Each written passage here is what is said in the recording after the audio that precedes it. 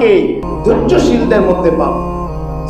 তোমাকে যা আদেশ করা হয়েছে, যার নির্দেশ দেওয়া হয়েছে, সেই নির্দেশ আমার উপর কার্যকর করো।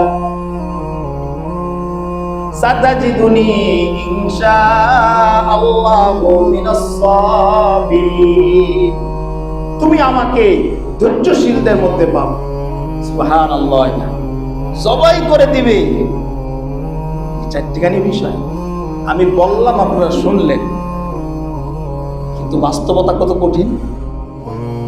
বাস্তবতা একটু কল্পনা করেন যে আপনার সন্তানকে যদি আদেশ করা হয় আল্লাহর পক্ষ থেকে, যে সন্তানটা আমি দিলাম, তোমার সন্তান হয় নাই, অনেক চেষ্টা করেছ, সর্বশেষ আমার কাছে দোয়া করেছ, আমি তোমার দোয়া কবুল করেছি, সুতরাং দিয়েছি তো আমি, আমার জন্য এটাকে জবাই করে দাও। একটু কল্পনা করেন কি অবস্থা হবে। তো একমাত্র আল্লাহর জন্য নিবেদিত না হলে, আল্লাহর জন্য উৎসর্গিত না হলে, আমার জান মাল সবকিছু আল্লাহর জন্য যে আমি নিবেদিত না হই, আমার দ্বারা সম্ভব হবে।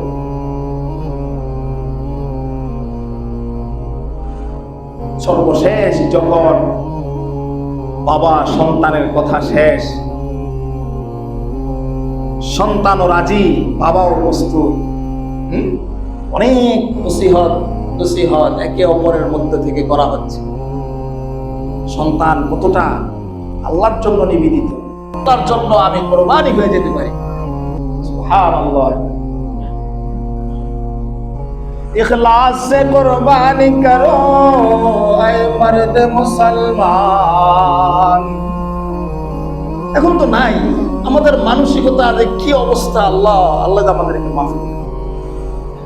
ওই ইশক, ওই মুহাব্বত, ওই ভালোবাসা, ওই প্রেম, আল্লাহর জন্য নিজেকে কোরবানি করা, আল্লাহর জন্য নিজেকে নিবেদিত করা, আল্লাহর জন্য নিজেকে শেষ করা। দিয়েছেন তো আল্লাহ, তো চেয়েছেন আল্লাহ, দিতে সমস্যা কোথায়?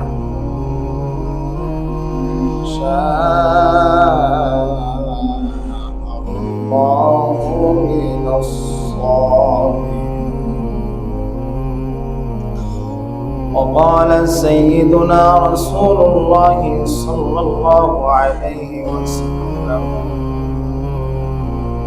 من وجد ساعة فلم يضحي فلا يقربن مصلانا.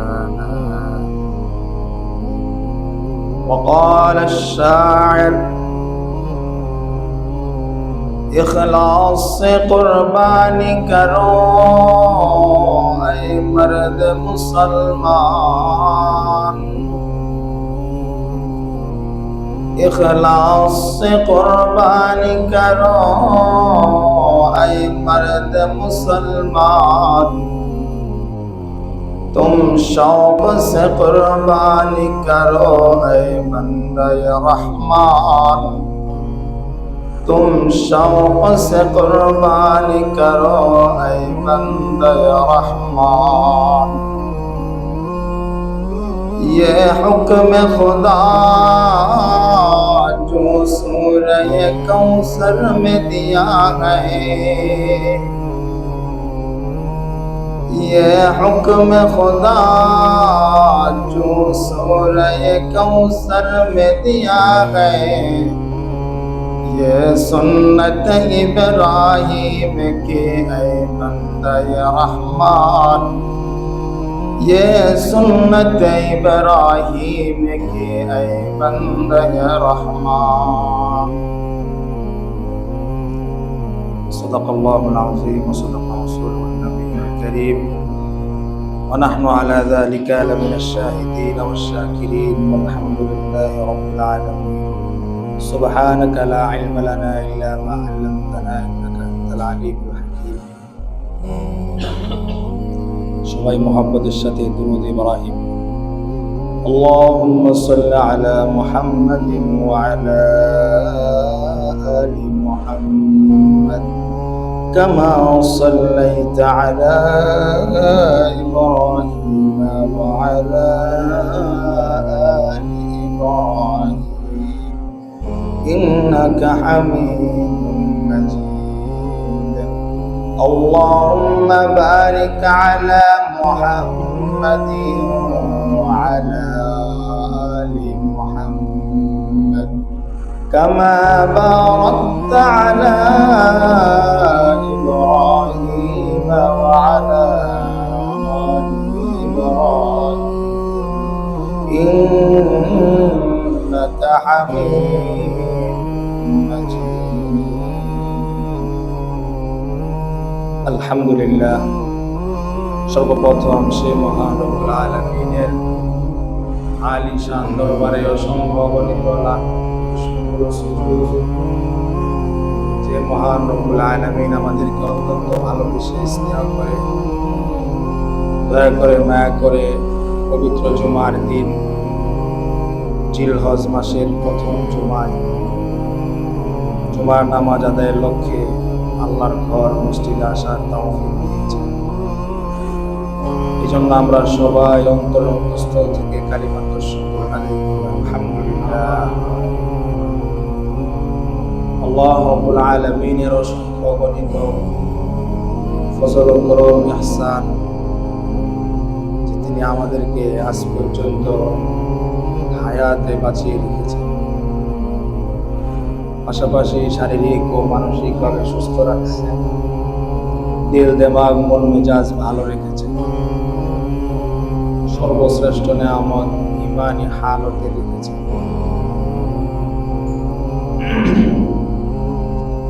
সম্পূর্ণই মহান রব্বুল আলামিনের অনুগ্রহ। সম্মানিত হাজিরিন, আজকে আপনাদের সম্মুখে কুরবানি সংক্রান্ত কিছু আলোচনা করার ইচ্ছা।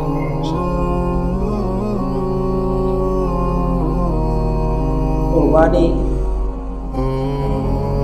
এটা আল্লাহর কাছে পছন্দনীয় এবং সবচেয়ে প্রিয় একটা আমল। কুরবানি শব্দের শাব্দিক অর্থ হলো ত্যাগ করা, উৎসর্গ করা। এই কুরবানি শব্দের থেকেই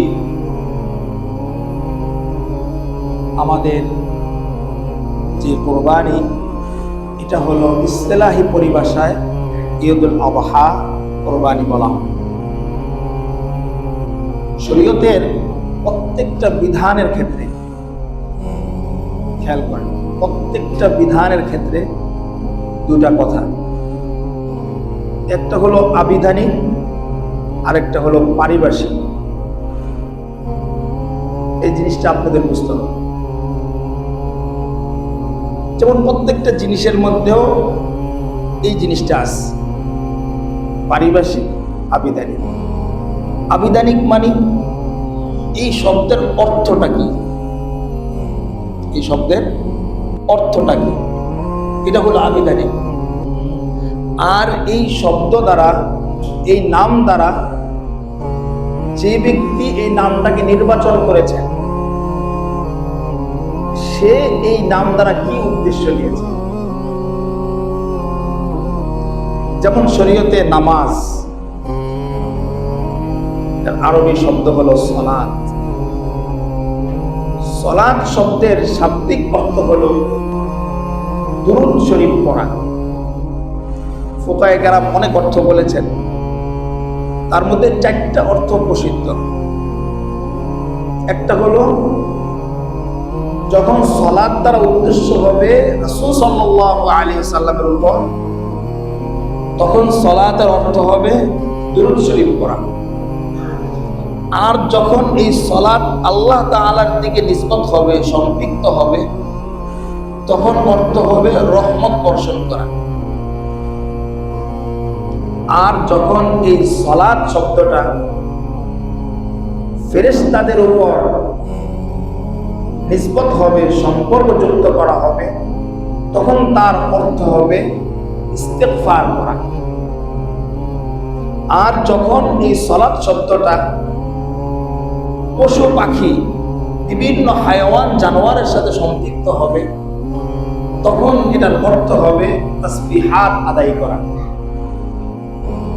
আরো অনেক অর্থ আছে, আমি প্রসিদ্ধ 4টা কথা বললাম। সালাত শব্দের আবিধানিক অর্থ কি?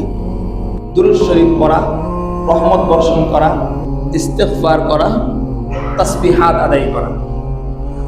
বুঝতে পেরেছেন? এখন এই সালাত শব্দের একটা পারিভাষিক অর্থ আছে, এটাকে আরবিতে বলা হয় ইসতিলাহি অর্থ। যেমন সালাত তার উদ্দেশ্য হলো নির্দিষ্ট টাইমে নির্দিষ্ট কিছু আরকানের মাধ্যমে নির্দিষ্ট কিছু রুকুনের মাধ্যমে আল্লাহ রাব্বুল আলামিনের এক বিশেষ ইবাদত সম্পাদন করা। এই যে যেমন নামাজ আমরা আসছি, জোহরের নামাজ আযান হয়েছে, নির্দিষ্ট সময় নির্দিষ্ট কিছু কাজ, রুকু সিজদা, পবিত্রতা, নির্দিষ্ট সময় নির্দিষ্ট কিছু কাজের মাধ্যমে আল্লাহ রাব্বুল আলামিনের বিশেষ ইবাদত সম্পাদন করা, এটা হলো ইসতিলাহি। বুঝতে পেরেছেন তো?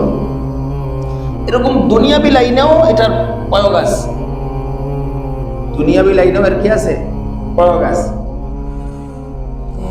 তো কোরবানি শব্দের শাব্দিক অর্থ হলো উৎসর্গ করা, নিজেকে বিলীন করা। এখন এই কোরবানিটা আম, মানুষ বিভিন্ন সময়ে কষ্ট লাঘব করে, কষ্ট সহ্য করে, আল্লাহ রাব্বুল আলামিনের জন্য কষ্ট সহ্য করে। যেমন আপনারা নামাজ পড়তে এসেছেন, কষ্ট হয় না? অবশ্যই কষ্ট হয়। কিছু পবিত্রতা অর্জন করতে হয়, ওযু করতে হয়, পাক পবিত্র অর্জন করতে হয়, আরো কত শর্ত শারায়েত মেনে নামাজ পড়তে আসতে হয়। এখানে একটা কষ্ট আছে, এই কষ্টটাকেও শরীয়তে কোরবানি বলা হবে। এটা একটা কোরবানি, আল্লাহর জন্য কোরবানি। তো আল্লাহর জন্য যেই কোনো কষ্টই হোক সেটাই এক একটা কোরবানি বলা হবে। কিসের ভিত্তিতে? শাব্দিক অর্থের বিবেচনায়। বুঝতে পেরেছেন? শাব্দিক অর্থের বিবেচনায় যেই কোনো কষ্ট মুজাহাদা আল্লাহর জন্য করা হয় ওটা কোরবানি বলা হয়। কিন্তু পারিভাষিক অর্থে কোরবানি বলা হবে নির্দিষ্ট সময় নির্দিষ্ট কিছু নিয়ম কানুন, কিছু আহকামাত পালনের মাধ্যমে আল্লাহ রাব্বুল আলামিনের এক বিশেষ ইবাদত সম্পাদন। এই কোরবানির প্রেক্ষাপট আপনারা জানেন। আল্লাহ রাব্বুল আলামিন, আমি গত জুমায় আলোচনা করেছিলাম, তার আগের জুমায়, ইব্রাহিম আলা নবিয়িনা ওয়া আলাইহিস সালাতু ওয়াস সালাম, তিনি অনেক বড় জলিলুল কদর নবী ছিলেন। আল্লাহ রাব্বুল আলামিনের নৈকট্যশীল নবীদের মধ্য থেকে একজন ছিলেন, যার কোরবানি শুধু এই কোরবানি নয়, তার জীবন থেকেই কোরবানি শুরু হয়েছে। একের পর এক আল্লাহর জন্য ত্যাগ, তিতিক্ষা, উৎসর্গ, নিজেকে শেষ করা, বিলীন করা, সেই জন্মের পর থেকেই তার কোরবানি। তার মধ্যে এই কোরবানি হলো আল্লাহ রাব্বুল আলামিন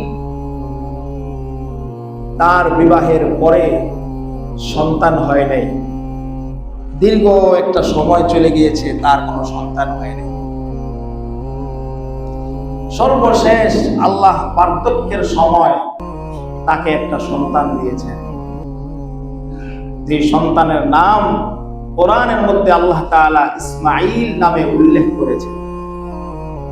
যেমন আল্লাহ বলেন, আলহামদুলিল্লাহিল্লাযী ওয়াহাবা লি আলাল কিবারি ইসমাঈল ওয়া ইসহাক ইন্না রাব্বী লাসামিউদ দুআ। ইব্রাহিম আলা নবিয়িনা ওয়া আলাইহিস সালাতু ওয়াস সালাম এর উপর আল্লাহর যত রহমত, বরকত, যত নিয়ামত দান করেছেন, তার মধ্যে অন্যতম একটা নিয়ামত হলো ইব্রাহিম আলাইহিস সালাতু ওয়াস সালাম নিজেই বলেন আলহামদুলিল্লাহ, সমস্ত প্রশংসা ওই মহান রব্বুল আলামিনের জন্য, ওয়াহাব আলী যিনি আমাকে দান করেছেন আলাল কিবারি, বার্ধক্যের সময়, ইসমাঈলা ওয়া ইসহাক, ইসমাঈল এবং ইসহাককে আমাকে দান করেছেন। দোয়া করেছেন উনি, আল্লাহর কাছে চেয়েছেন যে আল্লাহ আপনি আমাকে একটা নেককার সন্তান দান করেন, আমার পরবর্তী প্রজন্ম, আমার উত্তরাধিকারী যে হবে একটা নেককার সৎ সালেহ সন্তান দান করেন। আল্লাহ রাব্বুল আলামিন তার দোয়া কবুল করে ফুকাহায়ে কেরাম বলেন প্রায় 120 বছরের সময় তার সন্তান হয়েছে। সুবহানাল্লাহ। এই সন্তান দিয়েছেন, দেওয়ার পরে চিন্তা করেন, স্বাভাবিক অবস্থা যদি কারো সন্তান হয় 25 বছর 30 বছর বিবাহী হওয়ার পরেই সন্তান হয়েছে, মহব্বতটা কিন্তু কম। কিন্তু 20 বছর সন্তান হয় নাই, 30 বছর সন্তান হয় নাই, চেষ্টা তদবির তাহলিল কবিরাজি যত চিকিৎসা আছে সব শেষ, হয় কি হয় না? আমাদের দেশেগুলো হয় কি হয় না? সব চিকিৎসা শেষ, যার সামর্থ্যে যা আছে সব সে করেছে, সন্তান হয় না। যদি 40 বছর পরে আব্বু আব্বু কয়, বাবার সাথে বাজারে যাইতে পারে, একটু দৌড়াইতে পারে, 7-8 বছর বয়সে সন্তানের মায়া মহাব্বত কত বেশি হয়, এটা যার আছে সেই বুঝবে।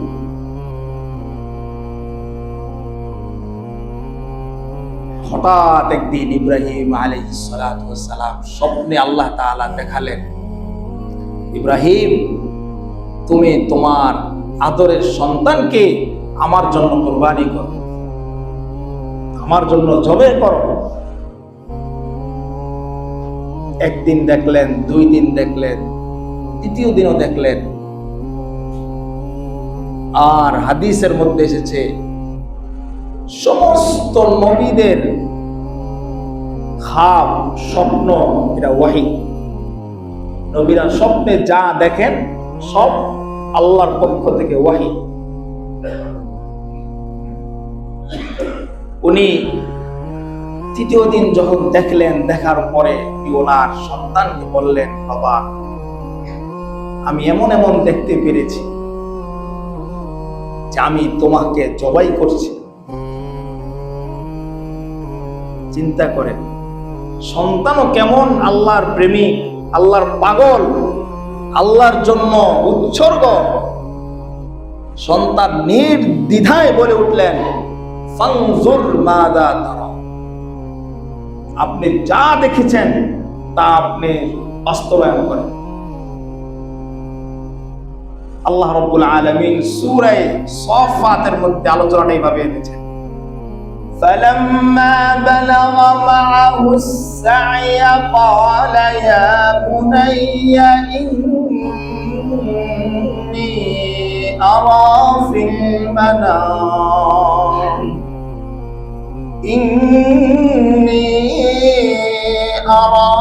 الْمَنَامِ أَنِّي أَذْبَحُكَ فَانظُرْ مَاذَا تَرَى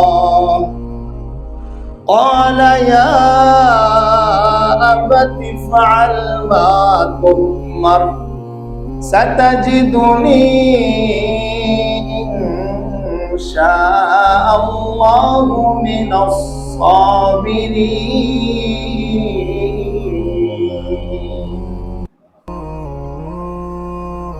فلما যখন সময় হয়ে গেল বালাগা মাহুস সায়া, ইসমাঈলের এতটুকু বয়স উপনীত হয়েছে যে দৌড়াদৌড়ি করতে পারে, হাঁটা চলা করতে পারে, বাবার সাথে যেতে পারে। ক্বালা ইয়া বুনাইয়া, ইব্রাহিম তার সন্তানকে বলল, হে আমার বৎস, ইন্নী আরা ফিল মানাম, আমি ঘুমের ঘরে দেখলাম। আন্নী আযবাহু, আমি তোমাকে জবাই করতেছি, তোমাকে আমি জবাই করা অবস্থায় ঘুমের মধ্যে দেখলাম। ফানজুর মাযা তারা, হে আমার সন্তান, তোমার উপলব্ধি কি, তোমার চিন্তা ভাবনা কি, তোমার মানসিকতা কি, তোমার অবস্থা কি, আমাকে বলো। ক্বালা ইয়া আবাতি ফাআল মা তু'মার, নির্দ্বিধায়, নিঃসংকোচে, নির্বিঘ্নে ছোট্ট বাচ্চা বলে উঠল, মাযা তারা, হে আমার বাবা, তুমি যা সন্তান দেখেছ, ঘুমের ঘরে যা দেখেছ, তুমি তা পরিপূর্ণভাবে আমার উপর বাস্তবায়ন করো। ক্বালা ইয়া আবাতি ফাআল মা তু'মার, তোমাকে যা আদেশ করা হয়েছে, যার নির্দেশ দেওয়া হয়েছে, সেই নির্দেশ আমার উপর কার্যকর করো।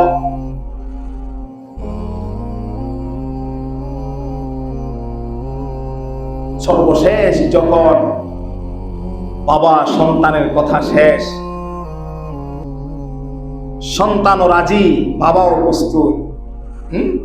অনেক নসিহত একে অপরের মধ্যে থেকে করা হচ্ছে। সন্তান কতটা আল্লাহর জন্য নিবেদিত। বাবা, ছুরিটা ধার করে নিও, আমার মুখমণ্ডল বেঁধে নিও, আমাকে দেখলে হয়তো তোমার ভিতরে মায়া মহাব্বত জন্ম হবে, আর তুমি আল্লাহর হুকুম পালন করতে কার্পণ্যতা এসে যেতে পারে, দ্বিধা এসে যেতে পারে, দেরি হতে পারে। আর ছুটিটা ধার করে নিও, যেন দ্রুত আল্লাহর জন্য আমি কোরবানি হয়ে যেতে পারি। সুবহানাল্লাহ। ইখলাস সে কুরবানি করো এ মর্দ মুসলমান। এখন তো নাই আমাদের মানসিকতা, যে কি অবস্থা, আল্লাহ আমাদেরকে মাফ করে। ওই ইশক, ওই মুহাব্বত, ওই ভালোবাসা, ওই প্রেম, যে আল্লাহর জন্য নিজেকে কোরবানি করা, আল্লাহর জন্য নিজেকে নিবেদিত করা, আল্লাহর জন্য নিজেকে শেষ করা। দিয়েছেন তো আল্লাহ, তো চেয়েছেন আল্লাহ, দিতে সমস্যা কোথায়? ফালাম্মা আসলামা, যখন দুজন কথোপকথনের পরে আল্লাহর জন্য নিবেদিত হয়ে গেল, আসলামা, আত্মসমর্পণ করলো, ওয়াতাল্লাহু লিল জাবিল, সন্তানকে চিৎ করে কাত করে ইব্রাহিম শুয়ে দিল। শুয়ে দেওয়ার পরে ছুরি চালাইতে শুরু করলো গলা দিয়ে। ছুরি চলতেছে কিন্তু জবাই হচ্ছে না। আল্লাহু আকবার, আল্লাহু আকবার। ইব্রাহিম টেনশনে পড়ে গেল, কি হলো, ছুরি কি ধার হয় নাই? ইসমাইলও টেনশন, কি সমস্যা? ওয়ানাদাইনাহু আইয়া ইব্রাহিম, আসমান থেকে আল্লাহ ডাক দিলেন, হে ইব্রাহিম, হে আমার খলিল, হে আমার প্রিয়, হে আমার হাবিব, আমি যেটা তোমার থেকে নিতে চেয়েছি, তোমার মানসিকতা, তুমি আল্লাহর জন্য নিবেদিত হওয়া, তোমার সন্তান আমার জন্য কোরবানি হওয়া। আমি ছুরি জবাই করা উদ্দেশ্য আমার ছিল না, আমার উদ্দেশ্য ছিল আমার জন্য তোমরা সন্তান পিতা কতটুকু উৎসর্গিত এটা দেখা। যখন এটা হয়ে গেল, তোমার পরীক্ষা তুমি পাস হয়ে গেলে, তুমি 100-তে 100 নাম্বার পেয়ে গেলে, ওয়ানাদাইনাহু আইয়া ইব্রাহিম, আল্লাহ আসমান থেকে ডেক দিয়ে বললেন, হে ইব্রাহিম, قد صدقت الرؤيا, তুমি তোমার স্বপ্নকে সত্যে বাস্তবায়ন করেছ, পরিপূর্ণ সত্যে রূপান্তরিত করেছ। قد صدقت الرؤيا إنا كذلك نجزي المحسنين। সাথে সাথে জিবরাইল আলাইহিস সালাতু ওয়াস সালাম, আসমানের ফেরেশতা সবাই কুল কায়নাত দেখতেছিল কি ঘটতেছে। কিন্তু জানেন কে? আল্লাহু আকবার। কে জানেন? আল্লাহ ছুরিকে ডাইরেক্ট আদেশ করলেন, সাবধান,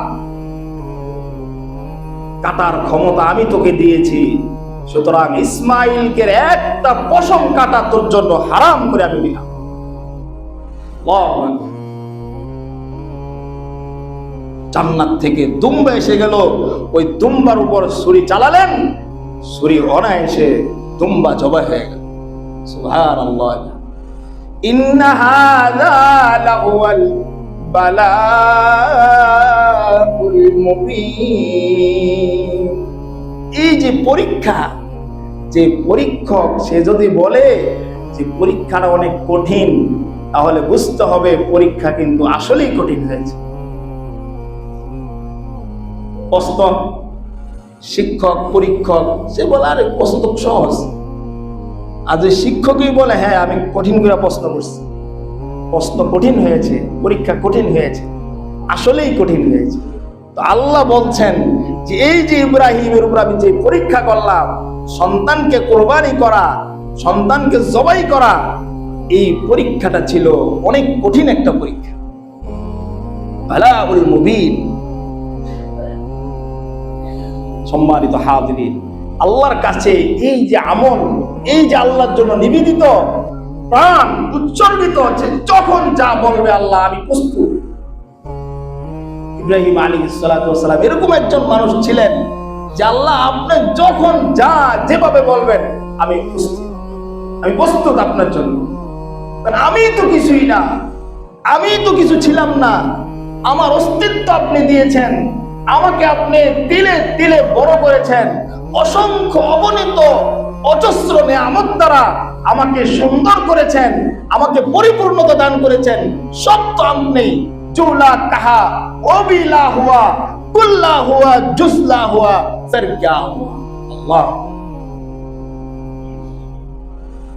আল্লাহ তাআলা ইনসান, মানুষ কি চিন্তা করে না, মানুষ কি গবেষণা করে না, মানুষ কি ভাবে না, মানুষ কি এটা নিয়ে কল্পনা করে না? হিনুম মিনাদ দাহার, এমন একটা সময় মানুষের উপর দিয়ে অতিবাহিত হয়েছে, এমন একটা সময় গত হয়েছে, লাম ইয়াকুম শাইআম মাযকুরা, এই মানুষ উল্লেখযোগ্য কিছুই ছিল না, কিছুই ছিল না। সব কিছু কে দিয়েছেন ভাই? আল্লাহ তাআলা দিয়েছেন। ওই মন মানসিকতা, ওই প্রেরণা, ইব্রাহিমের সুন্নাহ, মূল আদর্শ, মূল বিষয় হলো তাকওয়া। কুরবানি তো উদ্দেশ্য না, উদ্দেশ্য হলো আল্লাহর জন্য আমি আপনি কতটুকু অন্তর থেকে কুরবানি করতে পারি, কতটুকু আল্লাহর জন্য নিবেদিত হতে পারি, আল্লাহর জন্য উৎসর্গিত হতে পারি। প্রিয় ভাইরা আমার, আজকে একটা বিষয়, বাংলাদেশের পরিস্থিতি আপনাদের সামনে, কত ভয়াবহ একদিন চলছে। দেশের আইন শৃঙ্খলা সর্বব্যাপী কঠিনভাবে এক জীবন যাপনের দিকে মানুষ, অনিশ্চিত গন্তব্যের দিকে মানুষ আগাচ্ছে। একে একে দেশে ধর্ষণ, খুন, রাহাজানি কিভাবে হু হু করে বেড়ে যাচ্ছে। এর মূল কারণ হলো যখন আইন থাকবে, আইনের প্রয়োগ থাকবে না, তখন ওই আইনের প্রতি মানুষ শ্রদ্ধাশীল হবে। আজকে দেখেন একের পর এক ধর্ষণ, ছোট্ট বাচ্চা মাসুম, না সে দুনিয়া বুঝে না সে কিছু বুঝে, কিভাবে পাশবিক নির্যাতন করা হচ্ছে। সম্প্রতি এক মেয়ে রামিসা নামে, সবাই আপনারা জানছেন, দেখছেন, নেট দুনিয়াতে ভাইরাল হচ্ছে, কিভাবে তাকে ধর্ষণ করা হয়েছে। কি পরিমাণ নরপিচাস, কি পরিমাণ হিংস্র, কি পরিমাণ ঘাতক হলে চিন্তা করেন আজকে মানুষের মানসিকতা কোন জায়গায় চলে গিয়েছে। মাসুম বাচ্চা, তাকে ধর্ষণ করার পরে আবার জবাই করা। আমি তো দেখে আমি স্থির থাকতে পারি না।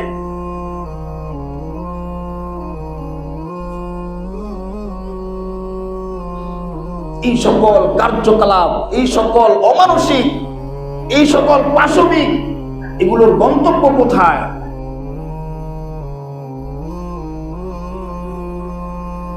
আমার মনে রাখবেন, এই মানুষ সৃষ্টি করেছেন কে? আল্লাহ। যতক্ষণ পর্যন্ত আল্লাহর জমিনে আমার ভিতরে, সমাজের ভিতরে, রাষ্ট্রের ভিতরে আল্লাহর হুকুম বাস্তবায়িত না হবে, ততদিন পর্যন্ত এই সমাজ, রাষ্ট্র, এই দেশের জন্য কল্যাণ কখনো হতে পারে না। যদি একটা ধর্ষণের যে কোরআনী আইন যদি বাস্তবায়ন করা হয়, আল্লাহ বলছেন আয-যানিয়াতু ওয়াজ-যানি ফাজলিদু কুল্লা ওয়াহিদিন মিনহুমা বিআতা জালদা ওয়া লা তা'খুযুকুম বিহিমা রাফাতুম ফি দীনিল্লাহ ইন কুনতুম তু'মিনুনা বিল্লাহি ওয়াল ইয়াউমিল আখির ওয়াল ইয়াশহাদ আযাবাহুমা তা'iফাতুম মিনাল মুমিনিন। একটা ধর্ষণের শাস্তি যদি বাংলার জমিনে বাস্তবায়ন করা হয়, মহা এক মাঠের মধ্যে বিশাল, আল্লাহ বলছেন, দেখেন আল্লাহ বলছে, যে ব্যক্তি জিনাকারী, মহিলা পুরুষ নর নারী জিনা করলো, অবিবাহিত, তার শাস্তি হলো, কোরআনী শাস্তি হলো 100 বেত্রাঘাত করা। আর যদি সে বিবাহিত হয়, তার শাস্তি হলো তাকে রজম করা,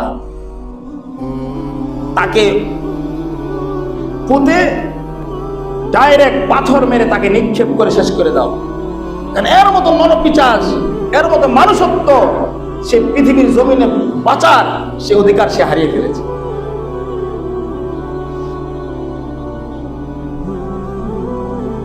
আর এই হুকুম বাস্তবায়নের জন্য আল্লাহ বলছেন, যদি তোমরা কল্যাণ চাও, শান্তি চাও, শৃঙ্খলা চাও, তাহলে এই হুকুম বাস্তবায়নের মধ্যে যেন তোমাদের ভিতরে কোন রকমের কার্পণ্যতা না আসে।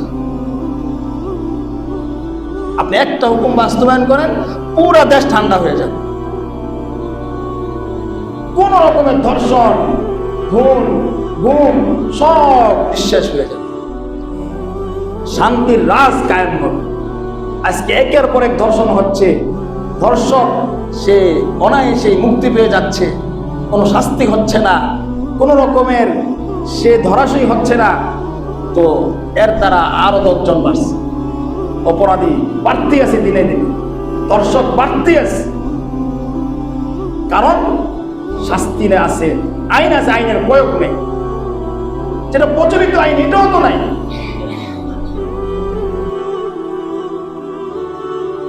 জন্য ভাইরা আমার সর্বশেষ কথা হলো, আমাকে আপনাকে যদি আমরা শান্তি পেতে চাই, ইহ জগতে, বড় জগতে, আমাদেরকে কোরআনের পথে আসতে হবে, ইসলামের পথে আসতে হবে। আল্লাহ যে বিধান দিয়েছেন, এই বিধানের দিকে আসতে হবে। আল্লাহ তাআলা আমাদেরকে কোরআন সুন্নাহ বুঝে, কোরআন সুন্নাহ অনুযায়ী নিজেকে পরিচালনা করার তৌফিক দান করুন। আমিন। আখির দাওয়ানা।